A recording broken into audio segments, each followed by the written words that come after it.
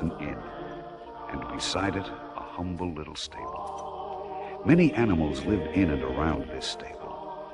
There was an elderly brown cow with a worried look in her soft eyes. Dear me, I've never seen the inn as crowded as it is tonight. I'm lucky to have this warm bed for myself. A pretty young goat, who wanted more than anything to take over the cow's bed, peeked in the doorway. You no longer give milk, old cow, so you don't deserve that bed. And the sooner the innkeeper turns you out, the better I'll like it. Oh, someday you'll be old like me and not able to give any milk. And you won't care for the thought of anyone taking over your soft bed. Nah, I'll worry about that when and if the time comes. Blackie, the innkeeper's dog, who had been sleeping in a patch of sunlight in the yard, woke up just then. Oh, are you two arguing again? Not at all, Blackie, but I do think Mrs. Cow should know what the innkeeper has in mind. Moo, have you heard something? I certainly have. Well, what is it, Mrs. Goat? Nobody keeps secrets here in the stable. All right, I'll tell you. I heard our master say that he has no more room in the inn. And if anybody else comes in tonight, he's going to offer them the stable. Oh, me. I knew it would come to this someday. Now, Mrs. Cow, you mustn't worry. Maybe no one else will arrive at the inn tonight.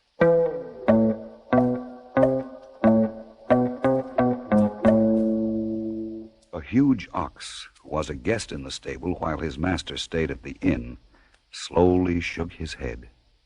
All day I've been pulling my master's cart along the road, and we passed many people on their way here to register for the taxes. There will be more guests tonight. You can be sure of that. It was growing dark. Night was coming. The night that was to be the most wondrous the world has ever known.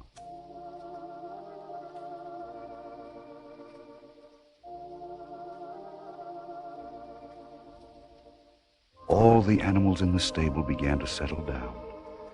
Two doves high up on the rafter closed their eyes and softly cooed each other to sleep. The old cow shifted herself on her bed of straw and closed her eyes. Mrs. Goat stretched out on the ground. This isn't too bad. Still, there's nothing better than a nice bed of straw. Like Mrs. Cow's. The orange-colored cat, leaving the kitchen doorway of the inn, came over to the stable and sat down beside Blackie the dog. Meow. There's something different about tonight, Blackie. Something special. Special? Oh, I know. Because there are more guests at the inn, there are more scraps for you from the kitchen. I must admit I'm well fed tonight, but that isn't what I mean. Well, what do you mean? Listen. Don't you hear it? Can't you feel it? There's something in the air, as if the whole world is waiting for it to happen, for something great to happen. Listen. Yes, now I do hear something. Oh, I'd better start barking the alarm. No, wait. It's a warm, friendly feeling in the air. Nothing to be afraid of. Nothing for you to warn against. Yes, but what is it? I don't know, Blackie. But it's coming closer. Sit here beside me and we'll keep watch together. Very well. As the dog and the cat watched from the stable doorway, a man came into the dark courtyard leading a small gray donkey.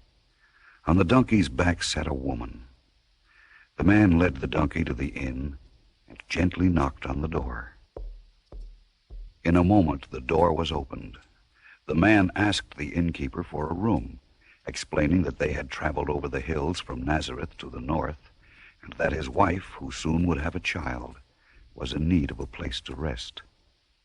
The dog and cat, watching from the stable, saw the innkeeper shake his head and then point in their direction.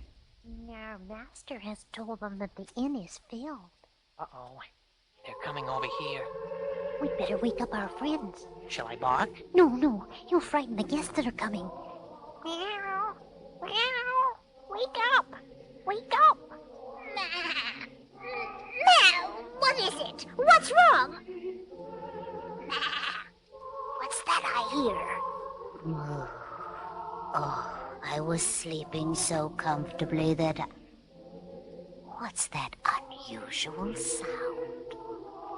It's just as I thought. More visitors. In the stable doorway, the man looked around and saw there was no room for his wife or himself. But the elderly brown cow, seeing how weary the woman looked, slowly hoisted herself to her feet. She must travel no further. I shall give her my bed. How can you bear to part with it? Can't you see how badly she needs a place to rest? But you never offered it to me. Stop arguing, Mrs. Goat, and get out of the way so that they can reach the bed. Oh, very well. The man, who was known as Joseph, led the donkey bearing his wife across the little stable floor to the cow's soft straw bed. Then, gently he lifted the woman, Mary, from the donkey's back and lowered her onto the straw. The little donkey blinked its large gray eyes. Thank you. Thank you for giving my mistress your bed. I'm glad that I was able to.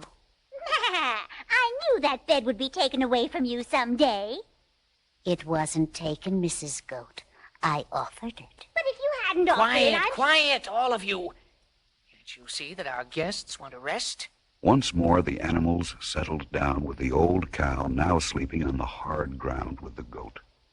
The doves went back to sleep on the rafter, and the cat and dog, standing outside in the cold, continued to wonder at the strangeness of the night. I've never seen the stars so near and bright. Nor I. And I've noticed something else. There isn't a sound now. There's nothing at all. Not a breeze or anything. Why do you think the night is so still? I have no idea. But I have a feeling we'll soon find out. Look, the lamps in the inn have been turned down. Now there's no light at all except from those stars. All of the animals in the stable were awakened at the same time as they heard the wondrous sounds which seemed to come from all around them and even from the starlit heavens. At that moment, no one else in Bethlehem or Judea or even in the whole world knew of the great miracle taking place except those within that humble stable.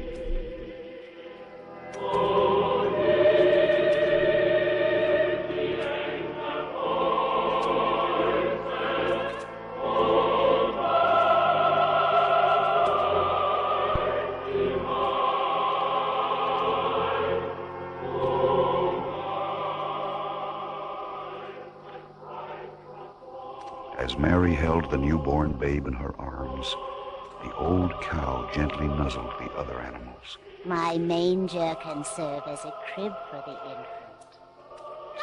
But it still has some hay in it. What'll we have for breakfast? It doesn't matter. The hay will be a soft and sweet bed. You're very kind. I'll nudge my master so that he'll see your offering. Master? Master? He sees it. The woman is going to place the tiny baby there. You're right, old cow. I don't mind our hay being used for this child. But the night is cold. We must not let the babe feel it. Crowd close, my friends. Yes, we ought to keep the babe warm. As the doves cooed the tiny child to sleep, and the animals of the stable crowded close around the manger to keep out the cold of night, the dog and cat moved silently to the doorway, where they gazed up at the heavens. What is that up there? A star.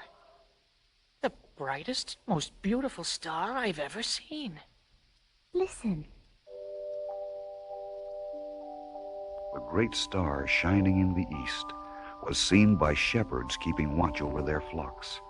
Angels appeared to them, telling of the miracle in the stable at Bethlehem. and the shepherds began to lead their flocks toward that holy place.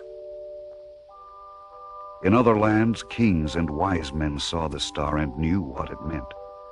They mounted their camels, and carrying rich gifts of gold, frankincense, and myrrh, rode toward the east, following the great star. None of the animals in the stable slept that night. Instead, they provided a circle of warmth for Mary and Joseph and the tiny baby. With the star hovering above the stable, the first shepherd arrived, leading his flock.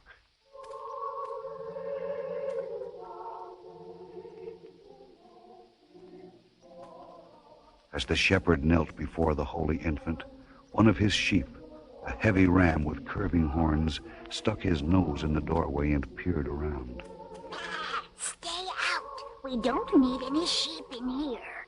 I go wherever my master leads, and he has brought us here. I too wish to see the infant and give it warmth. There's no room around the manger. Nevertheless, I and the rest of my flock can give the infant warmth. You see what my master carries across his shoulders? A blanket. A blanket made from our soft wool.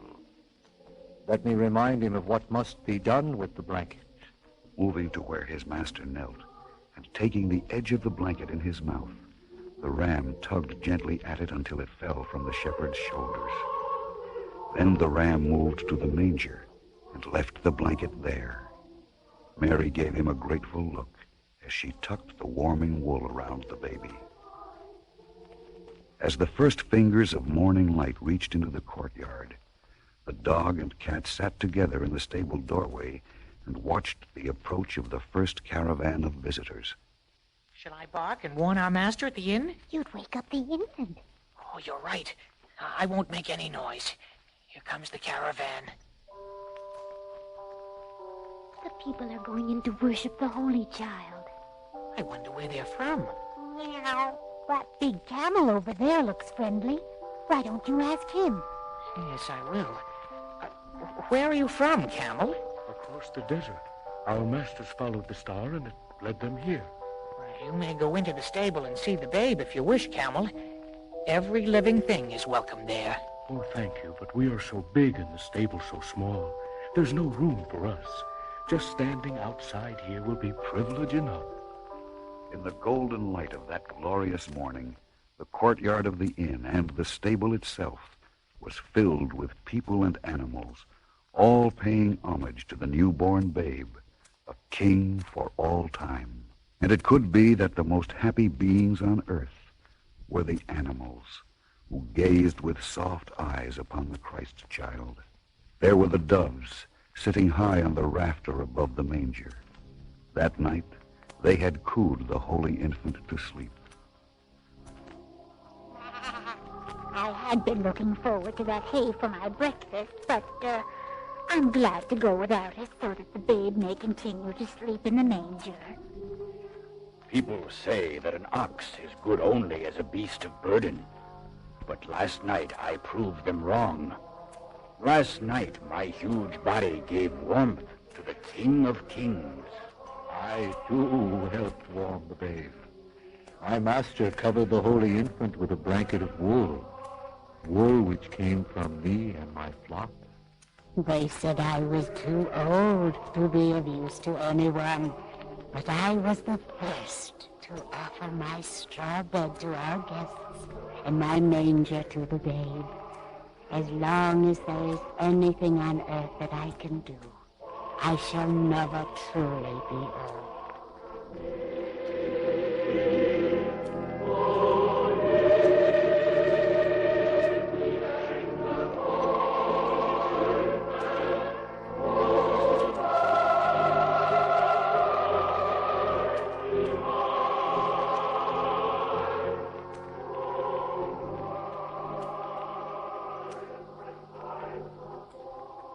As for Blackie the dog and the orange-colored cat, they sat together over in a corner of the stable, where they were able to see not only all the visitors, but the newborn babe as well. Never again will our home here in the stable be the same, Blackie. I know. Nothing will be the same again. Anywhere in the world. And that's what happened long, long ago in that humble stable in Bethlehem on the very first Christmas.